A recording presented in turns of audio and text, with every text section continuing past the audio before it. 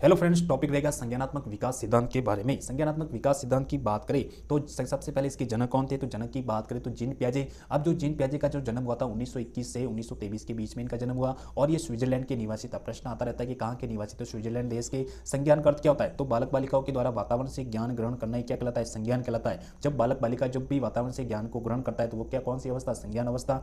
आयु वृद्धि के साथ वातावरण से ज्ञान ग्रहण करना ही क्या कहलाता है, संज्ञान कहलाता है। आयु वृद्धि के साथ हम वातावरण से ज्ञान को ग्रहण करते हैं तो वो क्या कहलाता है, संज्ञान कहलाता है। या फिर सोचना समझना तर्क विचार चिंतन संज्ञान के क्या कहलाते हैं, तत्व कहलाते हैं। जो भी हम सोचते हैं समझते हैं तर्क करते हैं विचार करते हैं चिंतन करते हैं, ये सब क्या है, संज्ञान के तत्व माने जाते हैं। जिन पियाजे ने अपने सिद्धांत का प्रतिपादन करने हेतु स्कीमा शब्द का प्रयोग किया था, ये क्वेश्चन ट्रीट लेवल 2 में आया हो। जैसे कि स्कीमा शब्द का सबसे पहला प्रयोग किसने किया था, तो जिन पियाजे के द्वारा स्कीमा शब्द का प्रयोग किया गया। आगे अगर बात करें तो स्कीमा का मतलब क्या होता है, स्कीमा से होता है कि बालकों को मानसिक संरचना का ज्ञानात्मक पैकेज, बालकों को मानसिक संरचना का ज्ञानात्मक पैकेज, ज्ञान की जो बातें या बालक बालिकाओं की मानसिक संरचना का व्यवहारगत जो परिवर्तन होता है वो क्या कहलाता है, स्कीमा कहलाता है। जिन पियाजे ने अपने सिद्धांत का प्रतिपादन हेतु संज्ञानात्मक विकास की प्रमुख 4 अवस्था बताई। जिन पियाजे ने कितनी अवस्थाओं का निर्माण किया, 4 अवस्था बताई। सबसे पहले इसकी ट्रिक से भी हम याद कर सकते हैं, जैसे कि इसकी ट्रिक है सबने पूरी की मूर्त आपकी, सबने पूरी की मूर्त आपकी। सबने से होता है संवेदीय पेशीय विकास की अवस्था, पहली जो अवस्था है। दूसरी पूरी से हो गया पूर्व संक्रियात्मक अवस्था। और तीसरी अवस्था की बात करें तो मूर्त ठोस संक्रियात्मक अवस्था। और चौथी जो अवस्था है औपचारिक क्रियात्मक अवस्था। ये प्रश्न अपन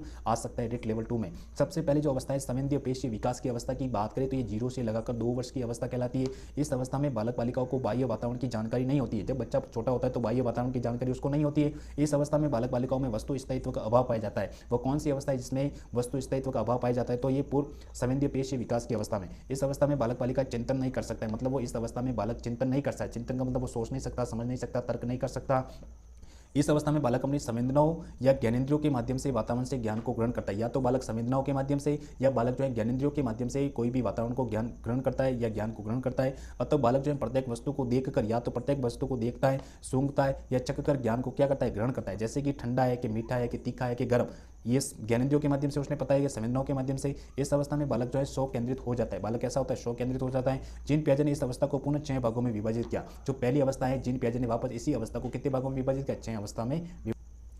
पहली जो अवस्था है प्रतिवर्त क्रियाओं की अवस्था, जो कि 0 से लगाकर 1 माह के बीच में होती है। दूसरी जो अवस्था की बात करें तो प्रमुख वर्तीय प्रतिक्रियाओं की जो अवस्था है 1 से लगाकर 4 माह के बीच में। और तीसरी एक गौण वर्तीय प्रतिक्रिया की जो अवस्था है 4 से 8 माह के बीच में। इसमें उलटने पुलटने की स्थिति सर्वाधिक होती है। उलटने पुलटने की स्थिति सर्वाधिक कौन सी अवस्था में होती है, तो गौण वर्तीय प्रतिक्रिया की अवस्था में। गौण स्कीमेटा के समन्वय की अवस्था की बात करें तो ये जो अवस्था है 8 से लगाकर 12 माह के बीच में होती है। और पांचवी अवस्था की बात करें तो तृतीय वर्तीय प्रतिक्रिया की अवस्था की बात करें तो 12 से लगाकर 18 माह के बीच में जो अवस्था होती है तृतीय वर्तीय प्रतिक्रिया की अवस्था। उसके बाद में जो छठी अवस्था है मानसिक सहयोग द्वारा नए साधनों की खोज की अवस्था की बात करें तो 18 से लगाकर 24 माह के बीच में जो अवस्था होती है मानसिक सहयोग द्वारा नए साधनों की खोज की अवस्था कहलाती है। और इसी अवस्था में इसे वस्तु स्थायित्व का प्रारंभिक काल भी कहा जाता है। बच्चों में जो वस्तु स्थायित्व का प्रारंभिक काल हम कौन सी अवस्था को कहते हैं, इसी अवस्था को, जिसका नाम है मानसिक सहयोग द्वारा नए साधनों की खोज की अवस्था। दूसरी अवस्था की बात करें जिन पियाजे की जो दूसरी अवस्था है पूर्व संक्रियात्मक अवस्था, इसकी जो उम्र है 2 से लगाकर 7 वर्ष के बीच में। और इसके उपनाम की बात करें तो इसी अवस्था को अतार्किक चिंतन की अवस्था भी कहा जाता है।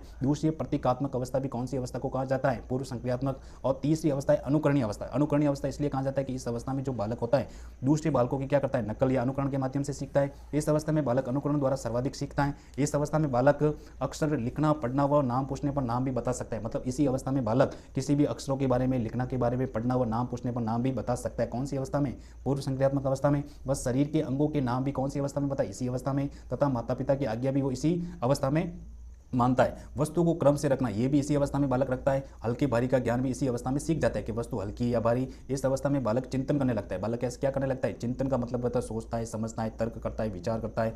और इसी उसे प्रकट करने योग्य नहीं होता है। चिंतन तो कर सकता है लेकिन वो प्रकट करने योग्य नहीं होता है। इस कारण इसे अतार्किक चिंतन की अवस्था भी कहा जाता है। मतलब इस अवस्था को अतार्किक चिंतन की अवस्था भी कहा जाता है। इस अवस्था में बालक बालिकाओं में वस्तु स्थायित्व की भावना का क्या हो जाता है, विकास आता है। क्वेश्चन आता रहता है वस्तु स्थायित्व की भावना का विकास कब हो जाता है, तो पूर्व संक्रियात्मक अवस्था में वस्तु स्थायित्व की भावना का विकास होता है। उसके बाद में अगर बात करें इस अवस्था में बालक बालिकाओं में प्रतीकात्मक भावना का विकास भी हो जाता है। इस कारण बालक जो है निर्जीव वस्तुओं में भी सजीव कल्पना करता है। जब छोटा बच्चा होता है कोई भी निर्जीव वस्तु तो उसे सजीव समझ लेता है। जैसे कि गुड़ियों गुड़ियों का खेल खेलना।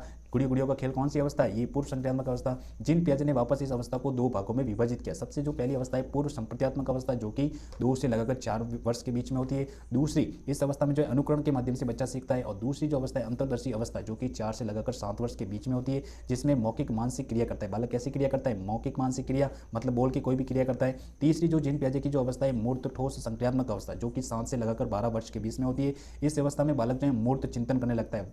बालक ऐसा चिंतन, मूर्त चिंतन करने लगे, लेकिन केवल प्रत्यक्ष वस्तु के साथ। अगर कोई बालक के सामने कोई प्रत्यक्ष वस्तु है तो उसके सामने वो मूर्त चिंतन करने लग जाता है। इस अवस्था में बालक बालिका दो वस्तुओं में तुलना प्रारंभ करता है। मतलब इस अवस्था में बालक बालिका जो होती है, अगर कोई दो वस्तुएं पड़ी है तो उसमें दोनों में तुलना प्रारंभ करने लग जाता है। इस अवस्था में बालक को दिन, दिनांक, माह, वर्ष की गणना करना भी आ जाता है। इसी अवस्था में बालकों को दिन, दिनांक के बारे में पता चलता है तथा बालक जो है घड़ी का सही समय भी इसी अवस्था में बताता है। इस अवस्था में बालक बालिकाओं का भाषाई विकास भी पूर्ण हो जाता है। मतलब बालक बालक को जो भाषाई विकास जो होता है वो पूरा हो जाता है। बालक भाषा का अनुकरण, कूटकरण करने लगता है। इस अवस्था में बालक बालिकाओं में संप्रेषण। चौथी जो अवस्था है, चौथी अवस्था की बात करें तो औपचारिक क्रियात्मक अवस्था जो है 12 वर्ष से ऊपर की जो अवस्था है वो औपचारिक क्रियात्मक अवस्था है। इस अवस्था में बालक जो है मूर्त व अमूर्त चिंतन करने लग जाता है। मतलब ये एक ऐसी अवस्था है जिसमें बालक मूर्त चिंतन भी करता है, अमूर्त चिंतन भी करने लग जाता है। इस अवस्था में दोनों प्रकार के चिंतन करने लग जाता है। मतलब ये एक ऐसी अवस्था है जिसमें मूर्त चिंतन भी करता है, अमूर्त चिंतन भी करता है। इसलिए इसे तार्किक चिंतन की अवस्था भी कहते हैं। इसलिए इसे कौन सी अवस्था? तार्किक चिंतन की अवस्था। और इस अवस्था में बालक जो है जीवन की सभी समस्याओं का समाधान जो है स्वयं करता है। मतलब इस अवस्था में बालक बालिकाओं के सामने जितने भी प्रकार की समस्या आती है तो वो उनका समाधान स्वयं करता है। तो इस कारण ये कौन सी अवस्था है?